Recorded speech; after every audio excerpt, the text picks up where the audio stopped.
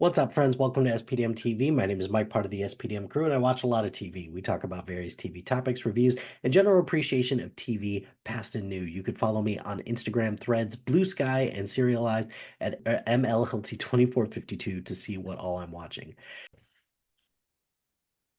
This week, we are talking about Cobra Kai Season 6, Part 2, which dropped on Netflix in November. And boy, there's there's lots of things to talk about and to parse out with this. So, going on this journey with me, it is the Johnny Lawrence to my Danny, or do you want to be Danny and I be Johnny? I think I'm more Johnny, me. Okay. All right. I'm Sounds called good. John as well. Absolutely.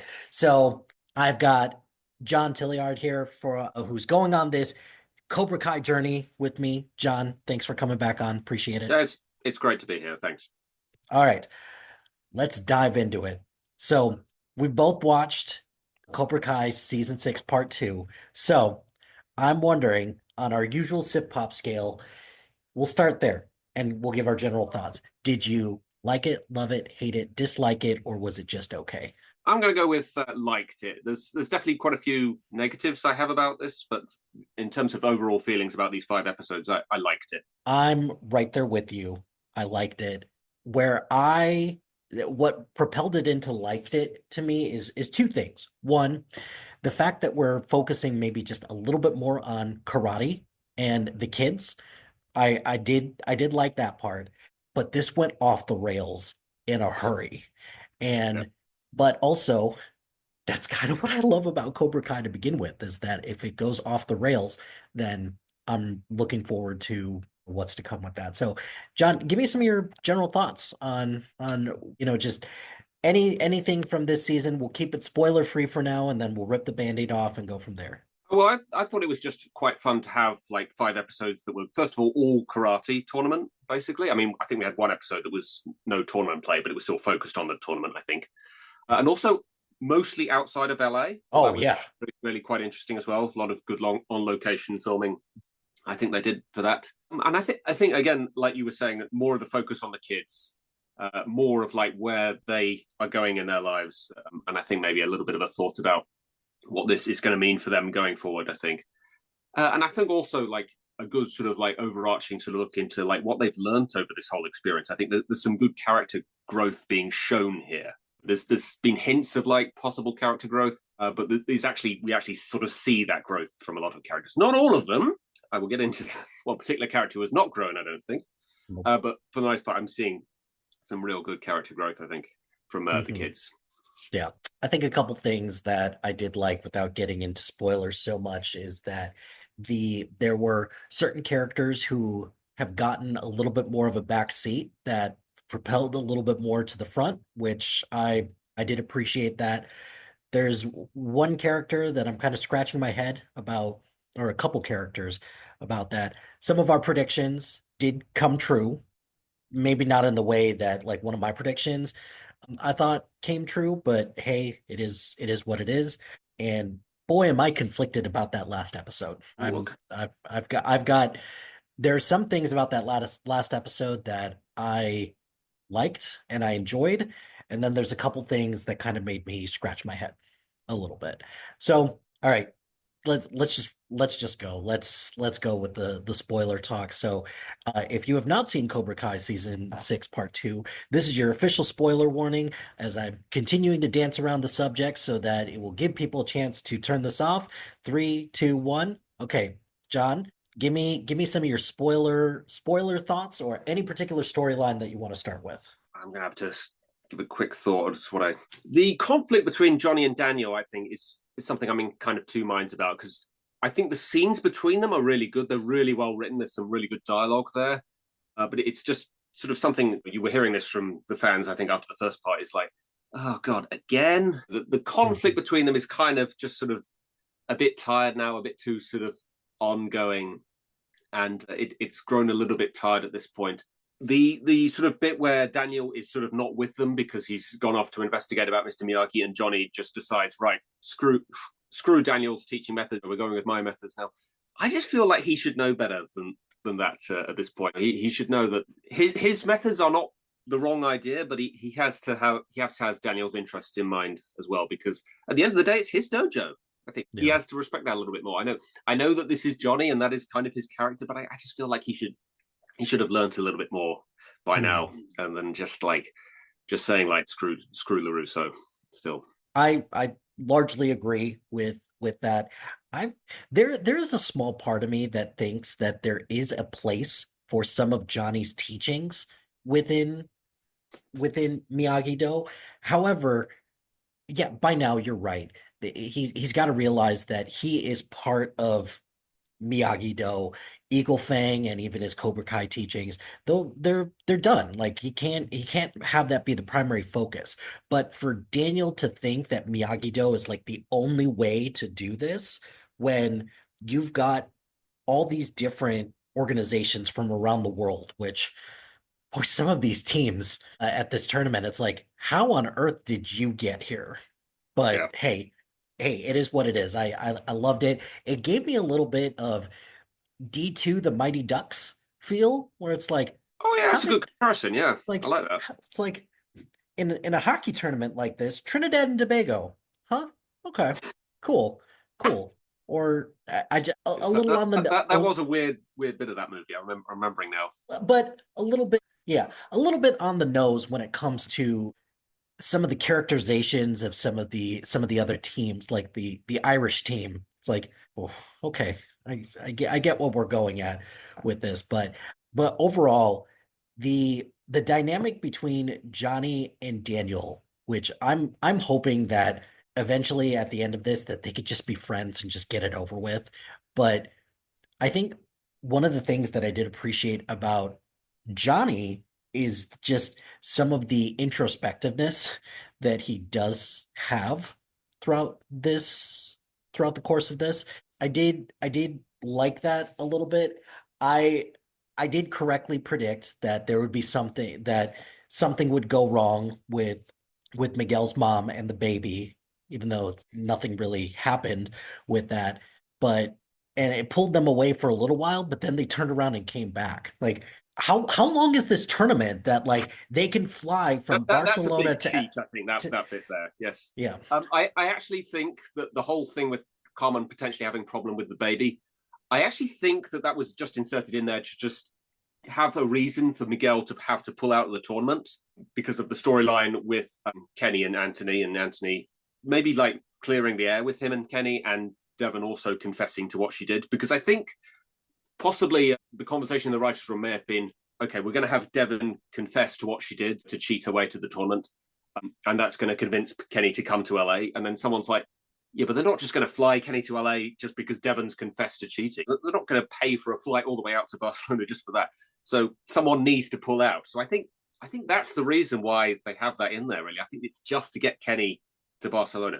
Having said that, it was a good like bit of character stuff between Johnny and Miguel. I think when they're on the plane, and I do love the stuff on the plane actually. Where that Oh, the stuff just on the get plane. I think that's really satisfying. That so it does make for some good scenes, that bit.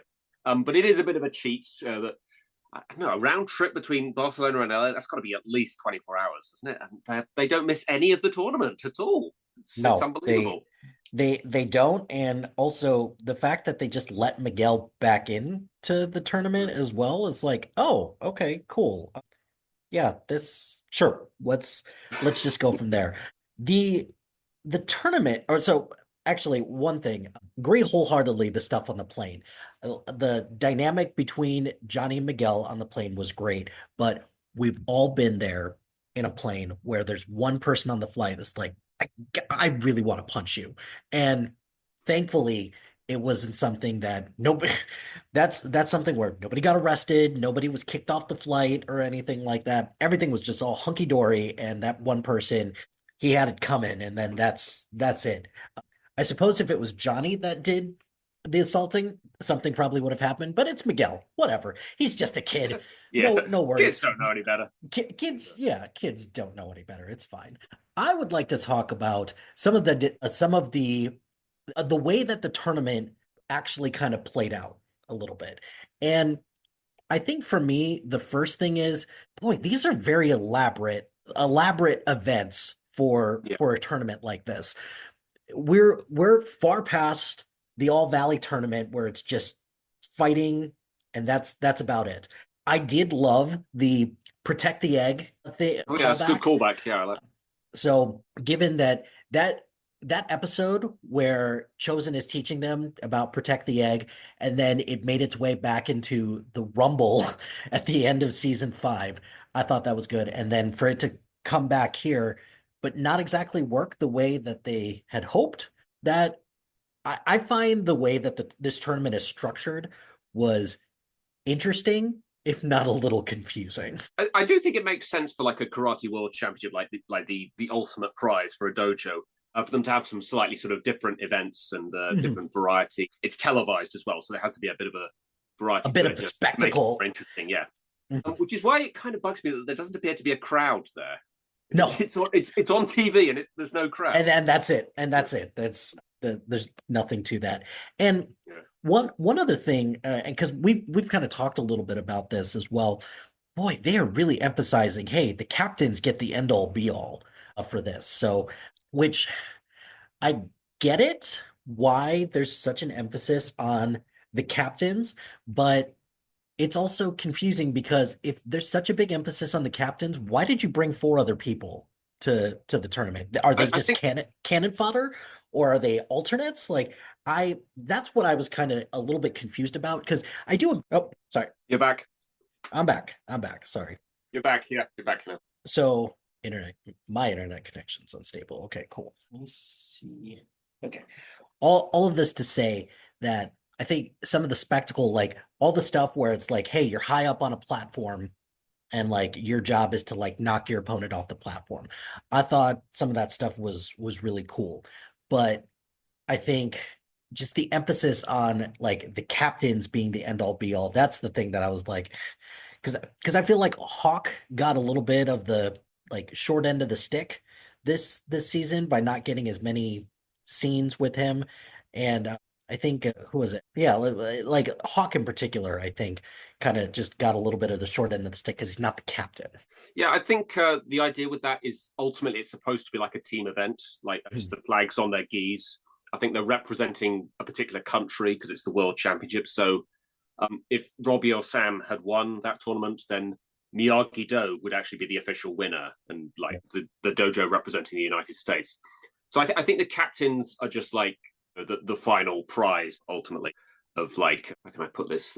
They're sort of like the anchor leg on like a relay or something. Like they're the main people to actually put the finishing touches to a win or something like that. So Mhm. I don't think it's about well, it's not supposed from the organized perspective. It's not supposed to be about the individual wins. It's supposed to be about them winning for their team. But For sure. ultimately, you can tell even from the conversations that the kids have that it's really just about being the individual that wins. I think. So yeah, it is a team event, but it's not really because you still have captains. Yeah, it's a weird one. Yeah, go ahead. What's another Um, part of the story that so you you mentioned wanted? Hawk there. The whole thing with him and Dimitri, I'm just going to say I hate everything about it. I think it's a terrible story arc, and I think if I was to give out an award for the worst performance by a character over the course of like a season or a set of episodes here, I think I'd give it to Dimitri for this set of Yep. episodes. I think he Abs. he had a terrible set of episodes. He's like Yasmin has just had that conversation with him before he's left about, oh, I hate this sort of loser attitude from you. And then he's in the hotel room saying, oh, well, there's no way we can win. Like, what are you talking about? Yeah. It's like, what did you just have You've this learned conversation with nothing. Yasmin and Hawk You've about you made such an effort to try and get that. You kicked your best friend in the chest to try and get that flag in the forest to try and be here. And now you're like, well, we're not going to win. And I don't get him. It's like, he's supposed to be smart. He's by the way, do you know he's going to MIT? yeah, So yeah. he's supposed to be smart, Mhm. and he's agreeing to dance with that girl in the club after she's gone to Hawk first, and he's like, no, I have a girlfriend, and then he takes it out on Hawk for him getting dumped when he's the one that chose to go and dance with her, and he's like, oh, well, you're just jealous. He's like, no, she went to him first. What are you talking about? I mean, I guess we're supposed to be enraged by his attitude. We're supposed to like know that he's wrong, but like, come on, Dimitri, we're better than this. And like, I don't quite understand why Yasmin would dump him for just dancing with a girl, but at the same time, I do not. I don't really understand why he would be angry at Hawk for that. I think he's done that to himself. And really, I think he just became a complete dick this entire course of the episode. The conflict between him and Hawk is like over nothing, really. And it Hmm. gets resolved like for no reason, really. There's no No. real reason given as to why they decide to just like make up. I mean, you did such a good job in the last set of episodes with Sam and Tori. Like that was such a good like apology scene. And their apology scene, that there's nothing to it. They just apologize and that's it. And It's then like, that, however, there it did make way for some of the best moments between them when they're the tag team part of yes, this that when was the one bit that was good that about was Dimitri that and was Hawk this that was season. it. But I wholeheartedly agree with you that this whole conflict between Dimitri and Hawk just feels so played out. Like we understand, Dimitri, you're hurt. Get over it. It's not like you two can't be friends anymore. And guess what? Plans change. And it's weird because Dimitri is kind of becoming some of the things that he like hated about like all the people from Cobra Kai, that just I don't understand the choices that they were making with that. But I'm hoping that we get a little bit of redemption at some point for Dimitri, because this last part, it's either this is how his story is going to end and then they just leave it at Yeah, that, that's possible. or they they do something and he's gonna have some like big moment, because it feels like sometimes he earned his spot. Is absolutely true. He's also not having a great tournament either. So a lot of them aren't having great tournaments. But Yes, that's another but thing that bugged me actually. yeah, None of them seem yeah. to be doing that well. Yeah, I And think I yet, said in the last set of episodes, or the last talk that we did about the set of episodes, that with Hawk and Dimitri, I was going to wait to see where they were going with that because I wasn't quite sure where they were going. And the fact that they sort of make up at the end of this set of episodes made me think, well, that was where they were going, just to sort of make up. So, but maybe there is more to it. I don't know but if they have maybe but something else to this storyline. but here's the question. What else is there to do? Because Yeah, like, is Hawk gonna have a change of heart and be like, yeah, I really want to go to MIT with you? Dimitri, you go to MIT, right? Like, I want to go there and fulfill this grand plan that we've had since we were kids. Or is Dimitri going to be like, what, MIT isn't the end all be all. I'll go wherever you go, Hawk.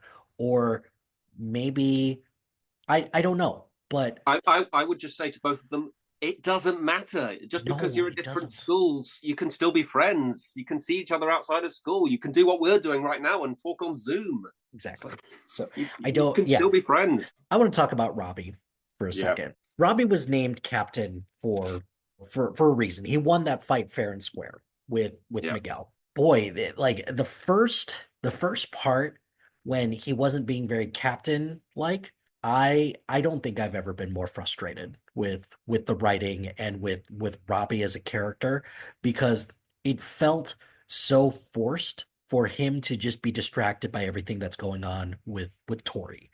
And Robbie's a better fighter than this. And for him to have as bad of a tournament as he's had, he's turned it around in the latter parts of this season. But I don't know. I think they were giving not giving Robbie enough credit for how skilled of a fighter he was and how much of a leader he can be, when Miguel is the one that's kind of like pushing him around a little bit. And I'm glad that Miguel and him have a good enough friendship to where Miguel can call him out on some of this stuff, even though it was a little petty and a little bit Yeah.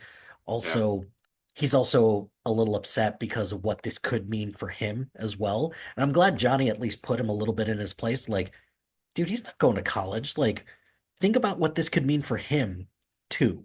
Yeah. So I'm glad that Johnny came to Robbie's defense, but I, especially at first, I do not like how they handled Robbie in this first part. And just he's a captain, he earned that spot, but to give him as bad of a tournament as he had, I was not a huge fan of that. I think they're basically trying to emphasize that the whole reason why he's fighting badly is he's just thinking about Tori the whole time. Like he's Or literally. I think there must have been about 4 or 5 times during the set of episodes where he's in the middle of a fight and he looks over at Tori for like no reason at no all. reason. Yeah. It's like, well, why does he keep doing that? He should know better as an experienced fighter not to do things like that. So yeah, he's obviously thinking about her quite a lot. I don't know if he's like wondering if she's dumped him or if he's worried about whether or not maybe he should have gone over and spoken to her about her mum at some point in between her walking out of Miyagi-Do and them arriving in Barcelona or something. Like, he obviously had no idea that she was coming until she walked out on the stage. Yeah, but Sam says to him, "Did you know?" And he obviously didn't. So yeah, he's probably thinking a lot about, why did Tori not talk to me about any of this? And I can sort of accept that would distract him for a while, but once he's like had a chance to speak to her, like outside the hotel room, and she basically says to him, "Let's focus on karate while we're here," which is completely right about. I think he should have like taken that to heart and like stopped being quite so distracted. So that after that, he was kind of annoying me. Like, why is he continuing to be distracted like this? It doesn't seem like the sort of thing Robbie would do. He should sort of like know not to do things like that. And like you said, he is a good leader. He's the better leader than Miguel.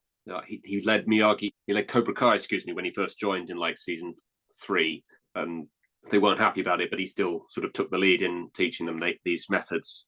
So he does make for the better captain. And I like the scene with Miguel where he was able to sort of get him to open his eyes a little bit more and about, you are our lead, we trust you and everything. I also like that came after the flight back to Barcelona. You can obviously tell that, but Miguel's had a lot of time to think about this on the plane and sort of come to his senses a little bit. But yeah, it did feel like Robbie took a little bit of a back step in terms of what he had learned over the course of the series, I think. And I really don't think he should have been quite so poor as he was portrayed as a fighter in this. Yeah. All right, go ahead. I think we're just going back and forth. So what's another plot point that you wanted to bring up? Let me just check some notes I made. Oh, Quan. I don't really like that Quan is just the bad guy now, because we got some interesting character stuff with him with the last set of episodes, and now he's just the bad guy. There's nothing more to him than that, and it's kind of weird to me, because I think it would have been kind of an interesting sort of dynamic with him and Tori being on the same team, whether or not maybe he might have tried to make a move on her, because obviously he does try to pretend that Tori and him are together at one point later on to torment Robbie. And it's interesting, actually, that he does say to Robbie at one point, "Oh, are you mad because your girlfriend's on our team?" I was like, oh, so he somehow knows that those two are together. So either Tori's told him, or maybe Kreese has told him, or maybe it's just like common knowledge or something. I don't know, but he's just in the mind of like tormenting the Miyagi-Do students at this point and winding them up as something. And there doesn't seem to be any kind of ulterior motive in terms of like him trying to do something for himself at this point. He's just a foil for Miyagi-Do at this point, I think, and to some extent Tori as well. And obviously we know we're not going to have any more of him now, so that was it for his character. So it disappointed me what they did with him. I agree, because also his fighting style and fighting technique is vastly different from a lot of other people. He fights with a lot of rage. He is incredibly athletic. I thought it would have lent itself to some like really good and powerful moments. I think they went too far in the other direction, though. Yeah. You literally killed a kid. Like, you literally killed him off. Like, because first of all, that Rumble, I can't believe that we're at this point in Cobra Kai where we're doing another Rumble, like another one of these big fights. And more importantly, also, is the guy who's running the tournament, is he the only guy that can call the shots and be like, hey, maybe we should pan away from this fight because this is not indicative of what this tournament is supposed to be about? That call to cut the feed came about 10 minutes too late, mate. Right. So now I did find it hilarious that like the reason why the Rumble started to begin with was because the Russian dojo gets disqualified for performance enhancing drugs. Like, that's a bit on the nose. Like, I understand. That's very topical, I think. What we're going for there. However, there was a small part of me that thought, boy, this is just a manufactured way to get Cobra Kai back in the tournament. Like, I thought that it was actually a really interesting development to potentially have Cobra Kai be out of the tournament in general. I thought that would have been kind of interesting. But also, when that happened, there was always a part of me that's like, there's no way that they're going to be left out. I mean, what's the name of the show? Yeah, yes, I understand that. But the fact that the Russians, they're so mad and they're still so full of rage to start this like giant fight between all these other dojos. Yeah, I found that hilarious.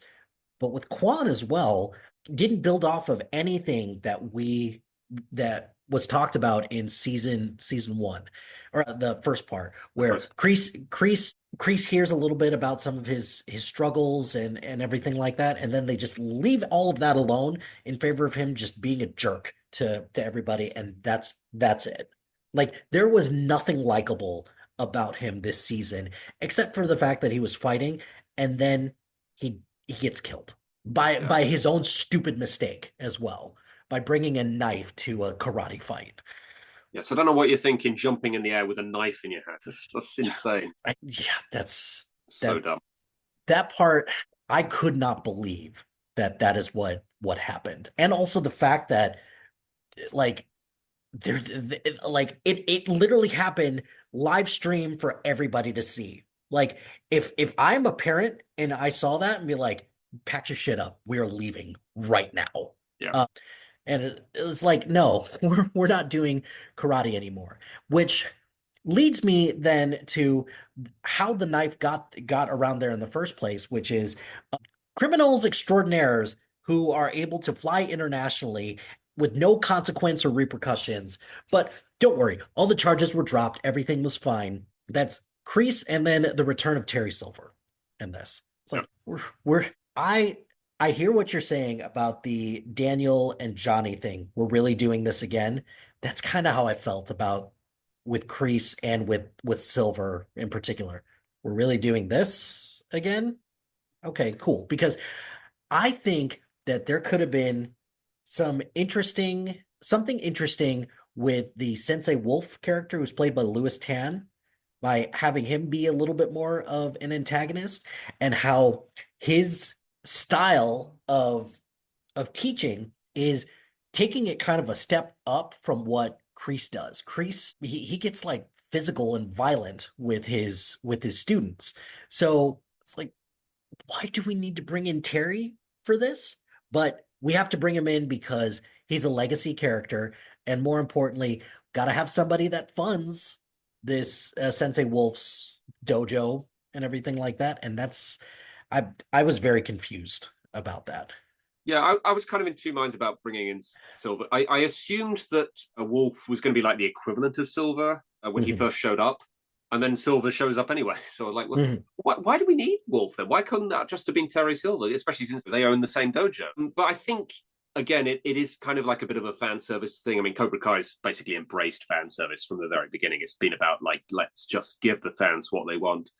So possibly there was feedback from the fans after Silver was arrested at the end of the last season. Like, oh, is that it for Silver? Or are we going to bring him back? And I think maybe they felt like, okay, let's bring him back. And it makes a little bit more sense than bringing back Kreese, I think, because you can just say that the charges were dropped because Stingray's testimony is not going to fly, I don't think, in a court. So I can understand why he would have got off.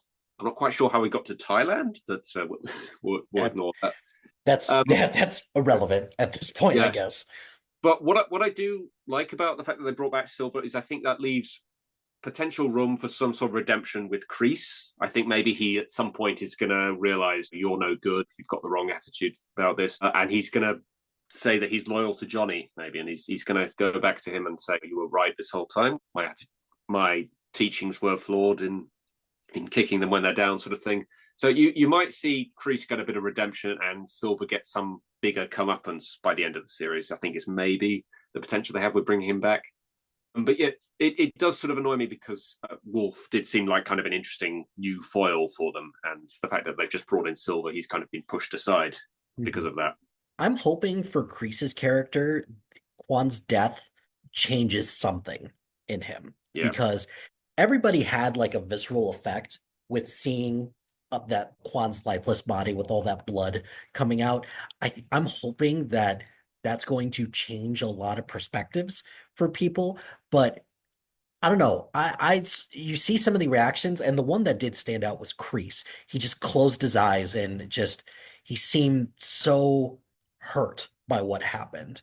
And I do hope that to some extent there's going to be something that showcases some type of change of heart or change of perspective that is he's going to eventually learn from and actually kind of develop as a character because John Kreese has just been just the bad guy throughout the course of this whole thing and like let's try to get a little bit of redemption here because on the flip side his co-teacher Kim had a little bit of redemption with her and the storylines between her and Chosen. Yeah, I'm a little conflicted about this.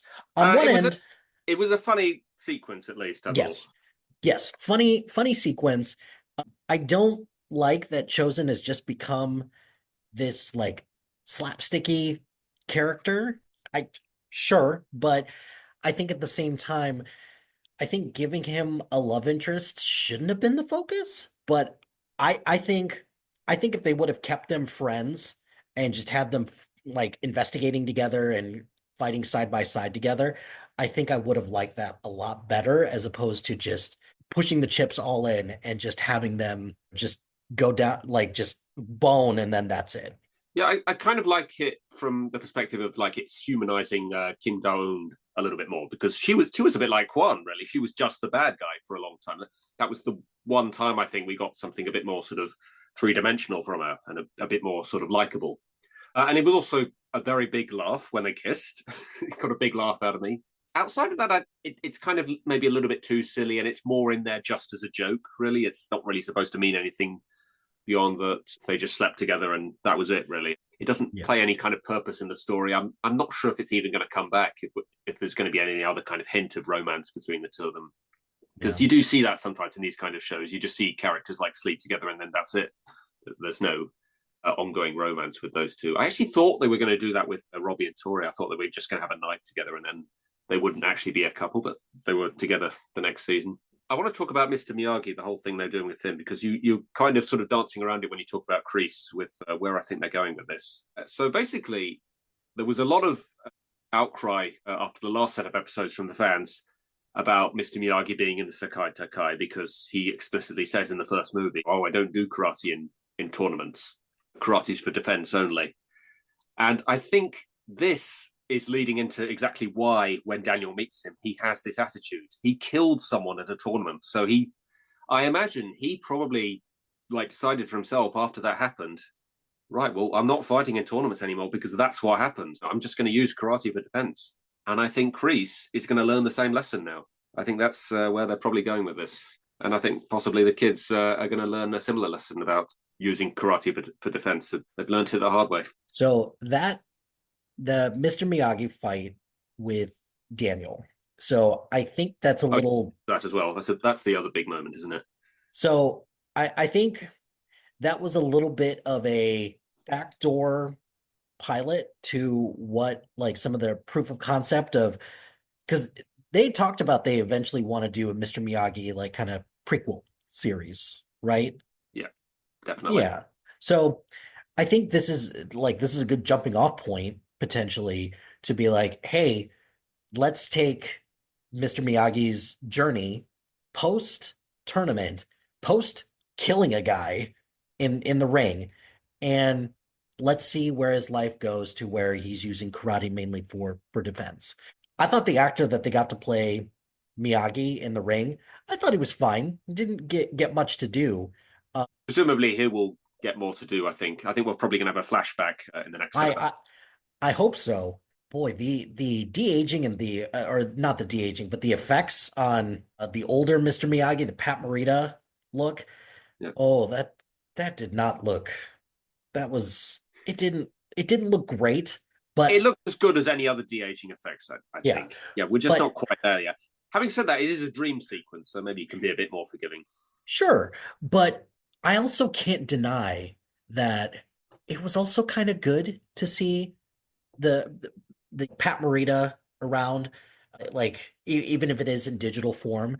And I cannot deny that that moment also, I thought I thought back to when I first saw that part, and I was like, I thought I rolled my eyes, but I was just like, oh no, like just seeing Daniel be like afraid of Mr. Miyagi in that part, and just question everything about him. I've actually swung around a little bit to hating that storyline in part one to now I'm like, okay, I want to see where this is going now. Because now I'm a little bit more interested in where this is going to go from here. Like it was a question I sort of asked myself when I saw the first Karate Kid. What are you doing teaching karate and fighting and taking Daniel to tournaments? And if you don't like that sort of thing in the first place, how have you come to this sort of like weird sort of rock and a hard place sort of situation of teaching fighting even though you don't like it? And I think this now it's starting to make a bit more sense. I think that he was Mhm. passionate about it, and then he killed someone, so he wasn't sure if he was sort of in two minds himself if this Mhm. was a good idea. And it sort of fits with his character. I think it's starting to piece together. I think I don't know why I called it de aging. It's not de aging. It's just CGI. I think, isn't it? Yeah, it's just well, because I originally I thought it was de-aging. It's like, no, it's actually you're It's taking just Pat. a CGI face on the Yeah. actor. Yeah, an Mhm. actor that is no longer with us. Yeah. So yeah, I'm now in on that part, and I think that's going to play very heavily into this part three, which I think that's going to be not maybe not the central story, but one of the prime stories about Yeah, Daniel learning a little bit more about everything that's going on. we haven't talked about Sam. Talk a little bit about where they've What's gone. Yeah. what's there to talk about with Sam? Sam didn't do shit this part. Well, she had a little bit with Axel. I think I at least saw a little bit of maturity from her, a little bit of growth in basically after what happened when she kissed Miguel when he was with Tori and what happened there. She sort of learned a lesson there. I was like, no, I'm not doing that. But yeah, the scenes with Axel that they were kind of nice. I did quite like that she befriends him. She understands that even though he's on a different dojo, he's not like an enemy or something. She can be friends with him and everything. And I like the on location filming, seeing a bit more of Barcelona at night and the sort of Barcelona nightlife, seeing it. She was sort of trying to teach Johnny this lesson about her dad's teaching methods, but I didn't think she went about it in the right kind of way. I And agree. again, it was like season one, season two, sort of Sam of like acting like she knew better about everything and acting all sort of innocent, like she was the victim, sort of thing. So it's the sort of part of Sam that I've never liked really. Well, and then also some of the parts between her and Tori. Like she's so upset that like Tori didn't like say anything to her when it's like, bro, you just became friends like 20 minutes ago. Like calm down. And yeah, like It is an would odd I line. I thought we were friends. Did you? yeah, yeah. Why? Why did you think that after everything you've been through together? Yeah, that's great question about that. Sam is another one. She didn't really have a great tournament either. She had some interesting moments, but I don't know. Miyagi-Do feels like throughout the course of this tournament, they feel like they don't belong there, with the exception of maybe one person, because one other person that we haven't really talked about, like from a tournament standpoint, is Miguel. And Miguel was going for it this season. And I think some of my favorite moments, and part of me thinks that Miguel is the MVP of this part of the final season. He took that team and just put them on his back, and the 2-on-1 fightings and just going all like Cobra Kai on them. I I really liked some of those moments. Uh, Yeah, the scene on the platform, that's a oh great yeah, sequence. we haven't talked about Zara yet. Do you have She's a any? bit like Sam for me. I sort of feel like there isn't much to say about her. She was again, she was kind of like a different version of Quan. I thought she was just a foil. Hmm. Hopefully, she's going to get some comeuppance in the next set of episodes, and she'll get maybe a little bit more backstory or development there. But yeah, she kind of was kind of a different kind of foil for the Miyagi Do students. I thought she was kind of like more insufferable rather than just like a bad guy or a bad girl, I guess. Right. She was maybe a bit like the guy on the plane, actually, more just like, oh God, will someone shut her up, sort of thing. I don't really know why she sleeps with Robbie. Like, well, what's her aim is there other than just to stick it to Tori, maybe a little bit. So maybe the whole thing between her and Tori is they're kind of trying to do the Sam Tori thing again now that Sam and Tori are friends. They're trying to create a new Sam Tori. I guess. That's possibly. she's going to be like something for the other girls, Devon, Sam, and Tori, to sort of unite together and like let's give this girl some comeuppance, let's get our own back on her, or something that they're going to do in the Mm, next set of episodes. Or maybe she's just the big bad for them to defeat at the end of the tournament or something. yeah. I actually think they're going to have another Kai in the next set of episodes. I think this one's going to get cancelled for obvious reasons. Well, first, yeah, yeah. And then I think we're going to have like maybe not like a whole episode of it, but maybe like just part of the final episode will be the next Sakai Tokai, and we may see them all defeat Zara or something, or she'll get some kind of comeuppance either on the mat or during that tournament or something. But yeah, as far as like this set of episodes with Zara, I don't have a huge amount to say really. I just think Yeah. she was just a foil. She's she's just a foil, and also just drastically different from all the other girls with like the social media influencer aspect, talking about all of like the shitty parts of being like a quote unquote athlete where you need a brand and everything like that. Not a huge fan of that because it felt so out of place, but the parts where you actually got to see her fight and she's just like, "Welcome to the tournament, bitch." I'm like, That was hey, one of the yeah. better scenes with her. I think I thought that was a good moment. I have to say, But the actually, the high point for this whole set of episodes is the fighting. The fighting yeah, scenes are all really good. the fighting scenes are fantastic. And one of my favorite fighting sequences was between so there's a couple. So I mentioned the one with Miguel, the 2-on-1 on the platform, but also the moment where Dimitri, Hawk, and Kenny kind of fight together as well. I I really enjoyed that, and I really like what they kind of did with Kenny this season, where they where Amanda comes in to be like, "Hey, we need you," and he's like, "No, I'm done," and she chastises Anthony, even though he didn't do it, but he still kind of fell on the sword.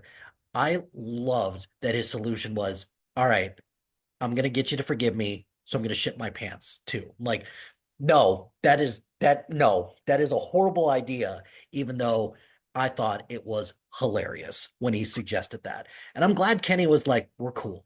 And the lesson that Amanda had for that whole situation was, dude, you two are at war and somebody's got to give at this point, and somebody's just got to take that first step towards forgiveness. I did also like when Devin and Kenny were fighting together, and he like I guess they don't really resolve their anything. She admits to him that she sabotaged him, and he's just like, we'll talk about this later. And then that's really about it. But I thought the times that they did fight together, I thought that was interesting. And I did like the scene between Kenny and Terry Silver as well. I did I did Yeah, like yeah, that was that interesting. part about how Terry was trying to get him to come back. It's like, you're a winner, you're a fighter, and then he's there with Miyagi-Do, and like when they put him up on their shoulders, I was like, oh, that's nice. And then he flicks off Silver, and I was like, that's nice too. Yes, that's a great moment. I love that. I do find it kind of weird that Cobra Kai is basically at this tournament because Kenny won a fight for them, and now he's fighting for a different dojo. I'm not quite sure how that works, but we'll That's ignore that. that's a I do think great that's question. some really good development from character development of Anthony. Yeah, some really good growth of like he knows for a fact he didn't do anything, and yet he still is trying to clear the air with Kenny because he knows that obviously, even though he didn't do this particular thing, there is a lot of friction between the two of them that needs to be resolved. It's a really good bit of maturity from Anthony just to sort of accept, okay, I'm going to make the first move to actually do something to clear the air here. Possibly there's the ulterior motive, can't talk it, the ulterior motive of trying to get Kenny to agree to fly out to Barcelona. He's maybe just doing it for that, although that doesn't really benefit Anthony directly, so I don't know. But yeah, it's really good, I think, level of maturity from Anthony to just say, I didn't do anything, but I'm going to do this anyway because it's the right thing to do. It's the right thing to do, and it's what the team needs right now. So, are there any other story beats that we missed? Because I think we hit on all the ones that I wanted to talk about. We talked about Tori. No, actually, no. We talked Oh, Tori in terms of Robbie's relationship with her. but we haven't talked about Tori in general. Go ahead. Well, you can go first with this. I was kind of hoping that we were going to get some kind of explanation as to why she made the decision to go to Cobra Kai, and we didn't really get that because it doesn't even really seem like her mum's death is affecting her anymore. Like she's completely all over the place when she arrives at Miyagi-To at the end of the last set of episodes, and now she's just perfectly fine. She's moping a little bit, but she doesn't seem to be affected by it very much. I also wonder who's looking after her brother at this moment. I guess it's her aunt, maybe. Or he's just But, fending for himself. yeah, That's maybe. all. But yeah, she's got to be like in kind of a difficult situation. I mean, obviously she likes Kreese. She gets along with Kreese. Kreese is like almost like a grandfather to her. But there's nobody else at Cobra Kai that she gets along with. Kim Da-eum does not like her at all. Kwan, she doesn't really know, and she doesn't really seem to get along with very well. And we don't really see her with anybody else. I'm not quite sure what her end goal is, other than maybe just the fact that it meant that she could be captain. I think that's maybe the only reason she's decided to join Cobra Kai in this tournament.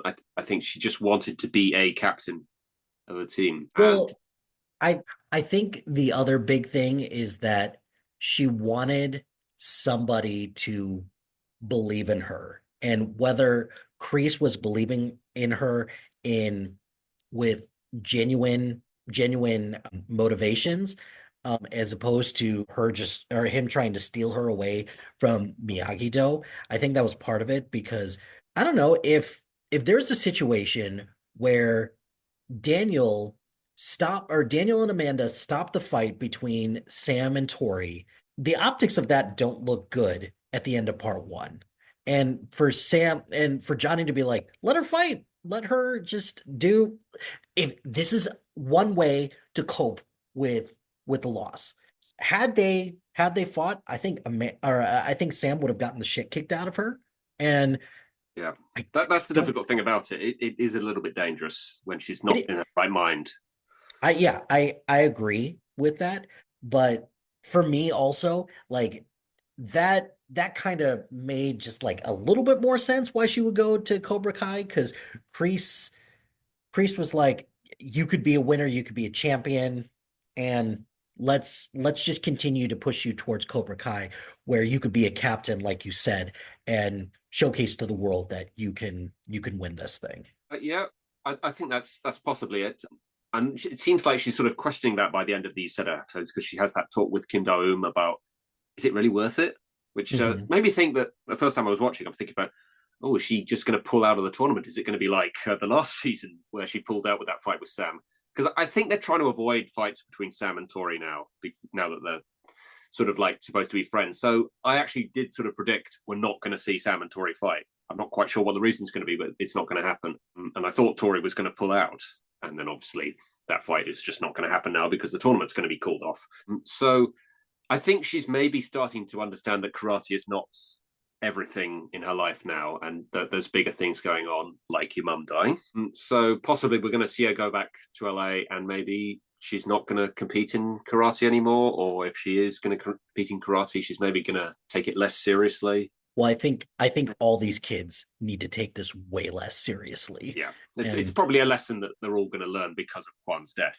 I think mhm. it's going to be the end sort of lesson there. I also I'm kind of disappointed they didn't have a scene between her and Devon because Devon also lost her mum, and I think that would have been a really good thing for them to talk about together. We also talked on the last discussion of a set of episodes that we thought maybe Julie Pierce was going to show up because Julie Pierce also lost her mum, and I think that's a pretty safe bet that now that we are not going to see Julie Pierce in Cobra Kai. I would agree with that. As disappointed as I am about that prospect.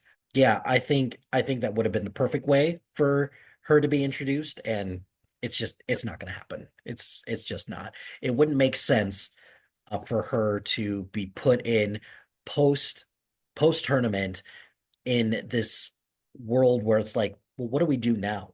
We did get one interesting cameo this season where just, hey, random kid who bullied Daniel is now like full scale like Cobra Kai henchman. And Is he in anything else in Karate Kid 3 other than that scene? I don't think so. I don't It was remember that scene at so all. it was so weird that like because they could have just made him just like a random person, and I think it would have worked out so much better. Yeah. But it's like, oh, Yeah. that guy in that one scene. in the third movie that I didn't like as much as the first two. Like, okay, Yeah. that's things. Every time they've played clips from the Karate Kid films, I'd be like, "Oh yeah, I remember that. Oh yeah, that's right." It's good that they help you to jog your memory by playing the clip. Exactly. You're still sort of like, "Oh yeah, that's right. That thing happened." But with that clip, I was like, It's "Wait, like when I did that don't happen? I Who's I that?" I do not, yeah, I did not remember that at all. So that was, but I'm not gonna lie, when they played the clip, I laughed a little bit. It was like, boy, we are really going to the bottom of the barrel, aren't we? With there's no one else left for I us mean, to they go. can't bring back Dutch now. He didn't want to come back anyway, I don't think, but he has now passed away, unfortunately. Yeah. Just check my notes, see if I've got anything else I want to talk about. Oh, that was the other thing with Mr. Miyagi. I don't understand why this bothers Daniel as much as it seems to. Like, why he's going on this sort of investigation. Like, how long ago must this have been that Mr. Miyagi competed in this tournament and killed someone? It was like 60, 70 years ago. It's like, why does it matter? He's the guy involved has died a long time ago, and he obviously wasn't teaching you these kinds of methods when you knew him. He was a different man by that point. It's like I just don't understand why it matters to him so much. Just let it go. Let move on. Yeah, I do. That part, so I am very interested in the Miyagi part of this to see where it goes. What I'm not interested in is to see Daniel brooding as he's done throughout part one and part two and be like, this isn't the Miyagi that I knew. It's like, yeah, believe it or not, there's People parts of your change lives, over the years. yeah, and there's nothing wrong with that. And also, at the end of the day, shouldn't it just matter about just the way the guy made you feel and the lessons that he taught you right then and there? Like, just because he used to be a certain way shouldn't negate the fact that the lessons he taught you had a profound effect on your He life. clearly was So, not that kind of man when you knew him, yeah, which is what's more important. yeah. So that part of it is frustrating. And I don't know, like Daniel as a character this season or has been a little frustrating because that has just engulfed him so much throughout the course of this season. It didn't present itself as much of a problem this season because he was focusing a lot more on the tournament. Well, the tournament and like getting sponsors and the corporate side of youth sports, which was like, okay, like why are we talking about this? But the parts between him and Johnny and the parts where he's like trying to coach up the kids, I enjoyed those parts for Daniel, but again, we're back to boy, Mr. Miyagi killed somebody and now I don't know this guy at all. So now all the teachings that he gave me are just null and void. No. Yes, yeah, it's very weird that this would bother him because if anything, like I said earlier, to me this now makes a lot more sense that he would think that karate is used for defense only. Mhm. And obviously, he didn't tell you that this is why he has this attitude because it makes sense. You wouldn't want to talk about that part of your life. And I just don't think it really matters. Oh, he taught me these lessons to teach me to be defensive and not to not to try and be too aggressive or get people hurt or anything. Oh, but he only taught me these lessons because he learned these lessons the hard way. That doesn't take away from the lesson. Right, right. It's like it doesn't mean there was anything less to the lesson or that he cared about you any less. He was still Mhm. a great teacher to you. He was still basically like a father to you. Yeah. I just I don't get it. I I don't. don't understand why it's a problem. I did have one other part to bring up.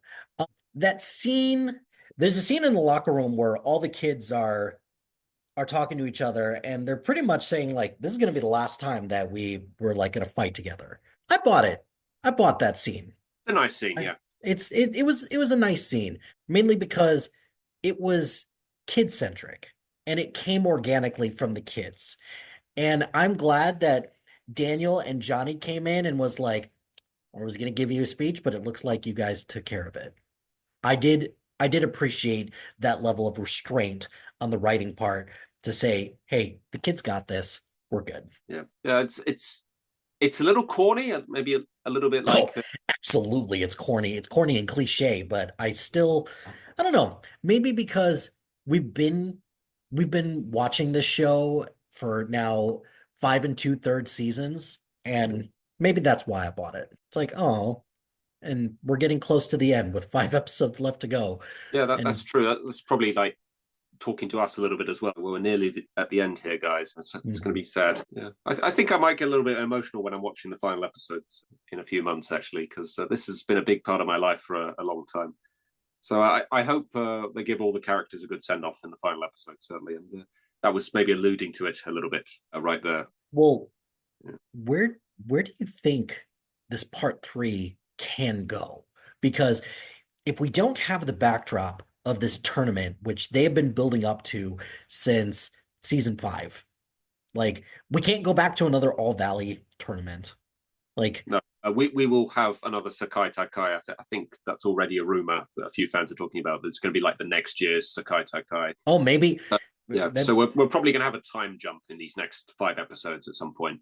that'll be interesting if there is a bit of a time jump because a lot of those kids, they'll be off doing their own thing. Do they get the band back together and compete Yeah. one last time?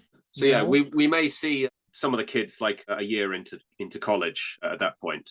We may see where they have come after a year of like being going their separate ways or something. And karate free, a year of karate free living, and they get roped right back into it. Or is it something where it's like maybe we're taking the long lessons from this and Yep, maybe do that as well. I yeah, I don't know. That's a good question, but with 5 episodes left to go, I think you're right. I think there's going to be a Miyagi centric episode or like a good chunk of an episode dedicated to some stuff with Mr. Miyagi. And Daniel needs to put this thing to bed. Like I'm going to be completely unsatisfied if the lesson that he takes away from this comes in the last episode and be like, it doesn't matter what your past was. I still believe in the things that you taught me. Like, yeah, we know, Daniel. We've all been like trying to tell you this for a long time. Amanda has been telling him this. It's like, let it go, Daniel. Who cares? Yeah, the only thing I can think is that maybe he just wants the full story of exactly what happened, maybe, and it's just like that'll be closure to him once he knows everything. But yeah, I think we probably are going to get a full like flashback episode of, well, maybe not a full episode, but certainly like similar to what we got with Kreese over a couple of seasons. We'll just get a lot of flashbacks, I think, in these next five. And I think we may also see two dojos being focused on the next Sakai Takai. I think because I think what they want to do is they probably want to have a situation where Sam, Tori, Miguel, and Robbie can all be captains to give them like the big like final tournament. Have a final between Sam and Tori and a final between Miguel and Robbie, maybe, and have that just be the way that the karate gets resolved at the end. I'm not sure who would win or who the writers would want to win in that. I guess Robbie, since he hasn't won yet. Sam, That was yeah. that was something that you have predicted from the very start of this. Is like Robbie's got to win something at this point. So I don't know. Like I like the idea potentially of a time jump, but I'm curious if like Miyagi-Do may potentially bring other students to the tournament and just have like some of these other like some of the legacy characters kind of coach them up a little bit more because I don't know like how that works or anything like that. It's like, hey, are all these people going to be like disqualified? Like are like I don't know. Like are they like what are the eligibility rules? Like do you have to be in high school? Like can you be in college? Do you just have to be part of a dojo? Could they bring Stingray instead, like a grown adult kicking the crap out of all these like children? Yeah, Like what's Axel looked pretty old actually, didn't he? he did give me a little bit of Ivan Drago vibes a little bit. It's like Yeah. you were created in the lab just to fight karate. He was Frankenstein's monster, apparently. Exactly. So I don't know. Like I I'm still looking for a Jackie Chan cameo because if they're because Hmm. so and here's the reason why is because they talked about how there's going to be another Karate Kid movie with Daniel and with Jackie Chan's character from the remake. So Okay. it would not surprise me if he showed up at some point. I think I think a cameo for him is more likely than a cameo from Hillary Swank. Not Duff, Hillary Yeah. Swank. That would be really weird if Oh, Hillary Duff. But I also think that I think my original prediction of this might be the end of Cobra Kai as we know it as like a dojo. I think the death of Quan to me solidifies that a little bit more. Yeah. That they're gonna shut down Cobra Kai and be like, no, like we can't be teaching these kids this type of level of aggression and strike hard, strike first, whatever. I'm hoping that Kreese comes to that conclusion and just lets Cobra Kai go. But I could be wrong. Yeah, I think that's a possibility. I think he may go back to Johnny, and I think I talked about the possibility of there being two dojos for the next Sekai Taikai. I think you may have Daniel with one, and you might have Johnny and Kreese with the other. But I don't know if that'd be Cobra Kai, or it could be Eagle Fang, or it could be an entirely new dojo. I'm not sure. Maybe. I don't know. It's still another thing that bugged me about Axel, actually.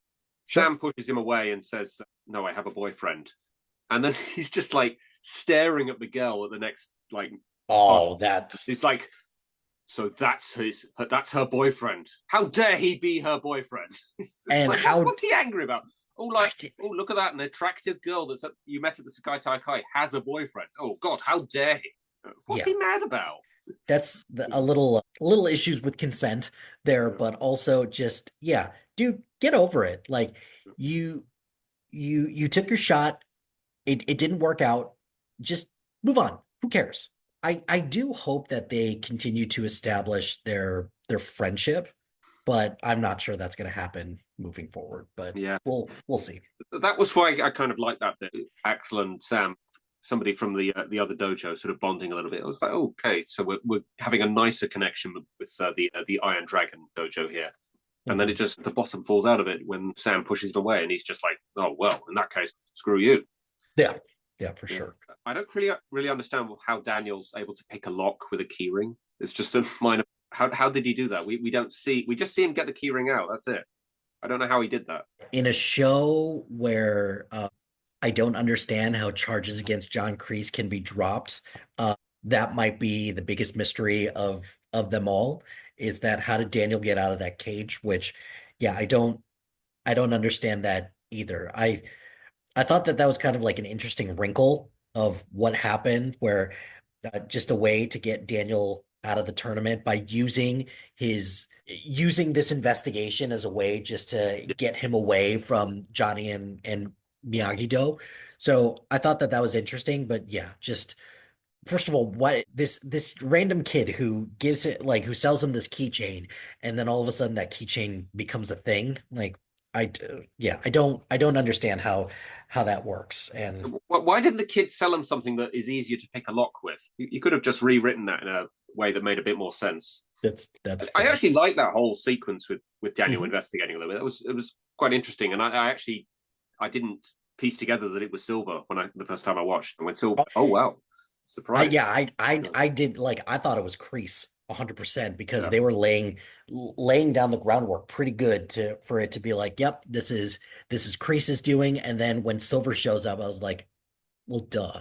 Yeah, like why didn't I think of that? yeah. Just see if there's anything else I haven't talked about. A lot less Amanda this season, which I guess makes sense with it all being in Barcelona. But what we got from her, I actually really liked. She had a few like funny moments, and obviously put Anthony in his place and told him what he Mhm. had to do. So I did like what they had from her, even though she wasn't on screen for very long. See, I also wonder if Amanda seeing what happened to Quan is going to come into play a Oh yeah, that lot. could be interesting. Yeah, Because she's gonna be like, no more karate. Like, absolutely not. Like we're done as a family with karate, which that would make sense because karate has been a riff in her and Daniel's relationship kind of periodically throughout the course of this whole thing. So I'm kind of curious if she's going to be like no more karate or if she's going to double down on this whole we need to teach them all defense and we need to do a better job of teaching them how to protect themselves. So I'm curious to see how that pans out moving forward yeah. because That's not something I talked about. I thought about actually. All the kids from Miyagi-Do and Amanda, and I don't know if Karma was there. I don't think we saw her, but presumably she'll hear about it. The fact that they all know what has happened to Quan, that's definitely going to play a part. I had not thought of that, but that is definitely going to be a key thing going and forward. and how everybody reacts to that is going to be very telling to me because if we're going back, if we go back in what, like February or March when this comes out, and everyone is just happy-go-lucky, this like watching one of their fellow karate, yeah, yeah, I concede he's been a dick to all of them, but to concede that this will have no effect on any of them, I think is just an absolute wrong decision. Yeah. And I hope that they kind of explore that because, like, I don't know, the just like even just like with Robbie at the beginning of this part where he's like so confident that he could beat Quan that he like bets their room. And Yeah, that was um weird.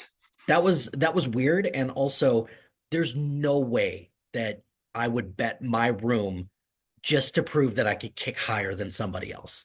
Well, Like he that, tries to justify it by saying, I'm getting us an extra room. Well, why? What do you need an extra room for? like, do you need to sleep better You're or obviously anything? just doing this to prove a point. You're just Yeah, trying to serve your ego. yeah. Just going back to Amanda, just one other sort of minor thing. She explains to Anthony and Kenny that the situation that Miguel and Johnny are now in with Carmen having a trouble with the baby. And then she says, some people have real shit to deal with, which, given the reason for this conflict in the first place with Kenny shitting his pants, that's a poor choice of words, I think. That I didn't even think about that, but that's so true. Because here I am thinking, it's like, Amanda, that's actually a really good thing to say. It's an excellent point for her to make of that situation. It's just a poor choice of words. Yeah. Boy, kids are mean as well by Yeah. like gifs and memes about Kenny shitting his pants. Like, God, that's really shitty of people to do. That's also a poor choice of words. I Yes. apologize to Kenny Yes, you for did it. that. You did it there. But yeah, it was another thing that bugs me about what they did with Aisha in the very first season with that gif they were posting about her making fun of her being fat. It's like, the kids really do that? I mean, I'm thankful to say that I had long since finished school before like social media became a thing, and certainly Mhm. like stories on social media, that kind of thing was a thing. Was not a thing when I was at school. But is that really something kids do when they're at school now? They just take videos of people and then make fun of them by putting stuff over it. I I certainly can't say I've hope ever like experienced it myself. I certainly hope not, because as a dad to two girls, like I really hope that's not actually a thing. But I think at some point I'm going to experience that, which makes me very sad. But we'll we'll see. But I'm Okay, trying to think. I think I've exhausted I think I everything may that I have want. covered everything that I want to talk about. You've actually said quite a few of the things that I've written down here Mm. already. You mentioned before that there was a character that you didn't like their arc at Oh, that all. was Dimitri.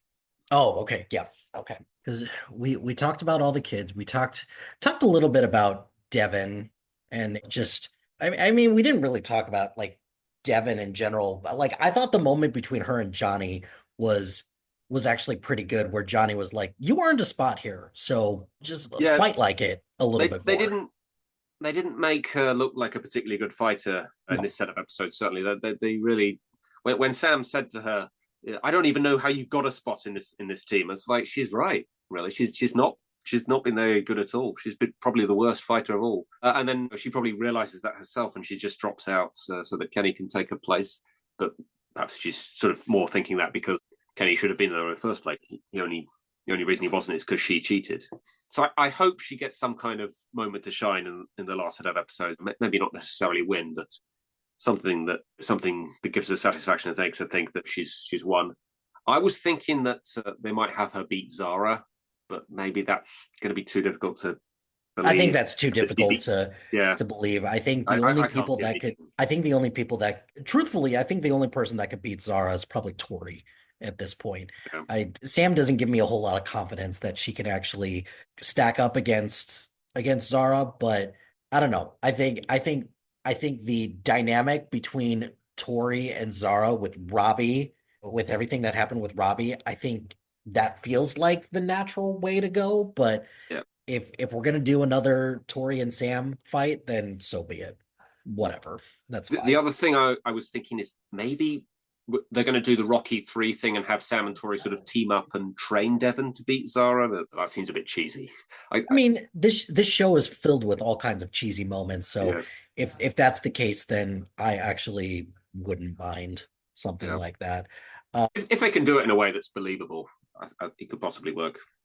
Yeah. Oh, I think the other thing that are you familiar with the honor break thing from Friends between Ross and Rachel? Yes. Yes. Yeah, I I thought maybe they were trying to do that with Robbie and Tori a little bit because she says to him something similar. She says, "Let's take a pause," and then Robbie sleeps with Zara, and he was like, "Oh well, you said we were broken up." He said, "No, I just said we were having a pause." Yeah. It feels almost beat for beat the same thing. Almost, Hmm.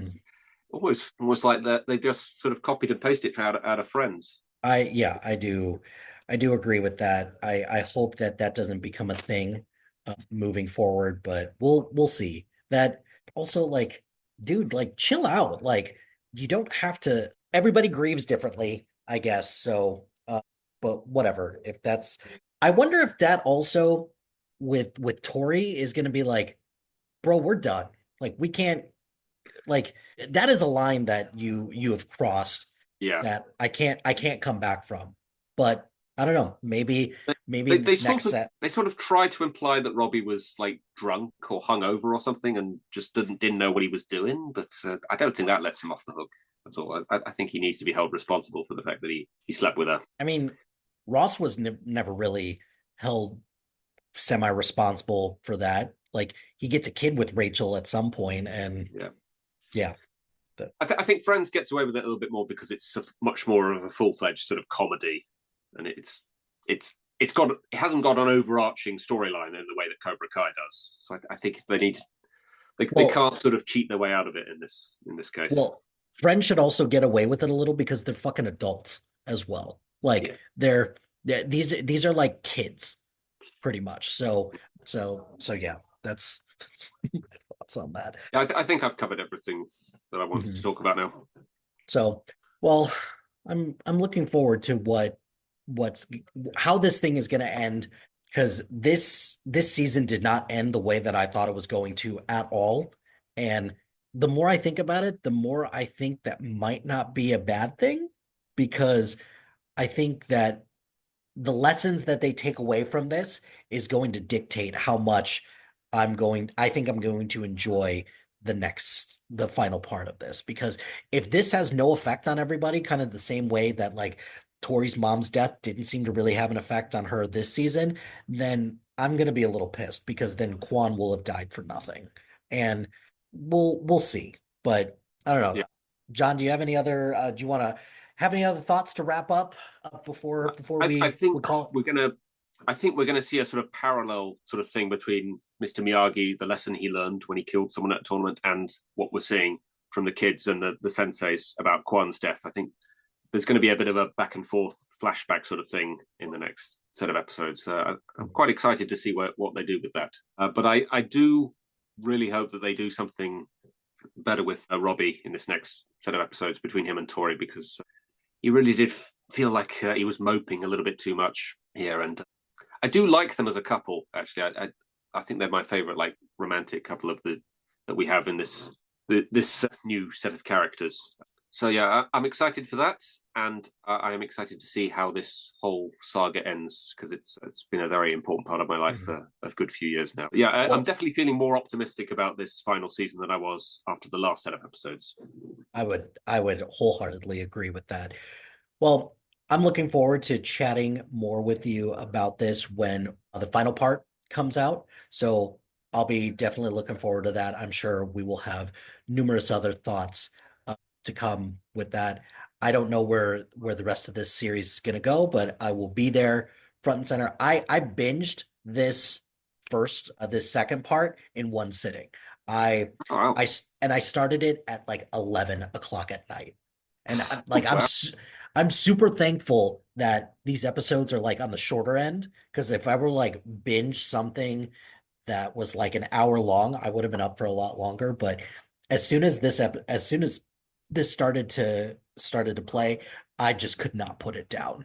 And it's because I think for me, I like it when there's a little bit more structure of a tournament, and that's kind of the main focus, which I didn't think that was the case for the first part because like we spend an awful lot of time just trying to figure out who's going to this tournament when let's cut the shit, guys. We know who's going to this tournament.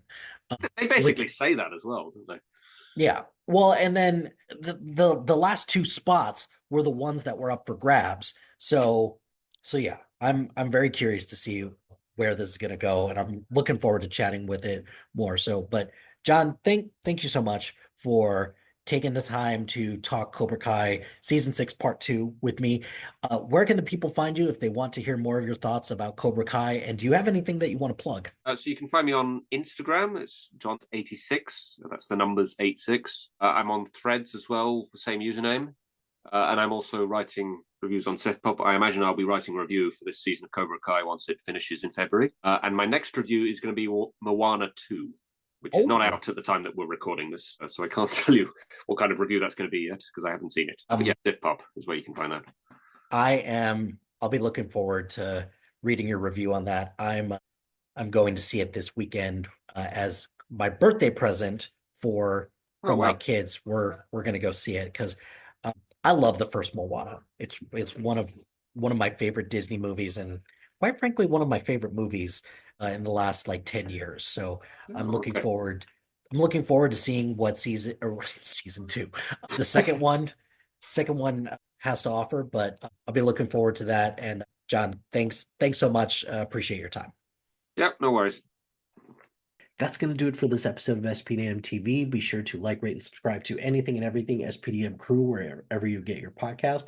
Join us on social media on Facebook, Instagram, X, Threads, YouTube, and Blue Sky at SPDM Crew. Check out our website soon to be out at spdmcrew.com. Shout out to HiFlyer Creative Studios for making our awesome logo. Greatly appreciate their support. And if you have any needs for marketing, logo, or brand standards, contact them at HiFlyerCreative.com. If you've got a podcast idea or you're interested in being part of the SPDM crew as a guest or collaborating, email us at spdmcrew@gmail.com. Until next time, happy watching, friends.